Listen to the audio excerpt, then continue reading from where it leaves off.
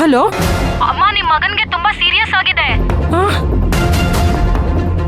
ಏನಾಯ್ತಮ್ಮ? ಏನಾಯ್ತು ನನ್ನ ಮಗನಿಗೆ? ದಯವಿಟ್ಟು ಬೇಗ ಬನ್ನಿ. ಆಯ್ತಾಯ್ತು, ಚೆನ್ನಾಗಿ ನೋಡ್ಕೊಳ್ಳಿ. ನಾನು ಈಗಲೇ ಬಂದ್ಬಿಡ್ತೀನಿ. ಸರಿ ಅಮ್ಮ, ಬನ್ನಿ. ಇಲ್ಲ, ನಾನು ತಿಳಿಸ್ತೀನಿ ನಿಮಗೆ. ಯಾ ಆರ್ಡರ್ ರೆಡಿ ಆದ ತಕ್ಷಣ ನಿಮಗೆ ಹೇಳ್ತೀನಿ. ಯಾ ಓಕೆ. ಪುಷ್ಪಕ್, ಸರಿ, ನಾನು ಆಮೇಲೆ ಕಾಲ್ ಮಾಡ್ತೀನಿ. ಪುಷ್ಪಕ್, ಪ್ಲೀಸ್ ಪುಷ್ಪಕ್, ಇದೊಂದ್ಸಲ ಕ್ಷಮಿಸ್ಬಿಡು. ನನ್ನ ಜೊತೆ ಮಾತಾಡು. ನೀನ್ ಮಾತಾಡ್ತಾ ಇದ್ರೆ ನನಗೆ ತುಂಬಾ ಕಷ್ಟ ಆಗುತ್ತೆ ಪುಷ್ಪಕ್. ನೋಡು, ಎಷ್ಟೊತ್ತಿ ಅಂತ ಕಾಲ್ ಮಾಡ್ತೀಯಾ?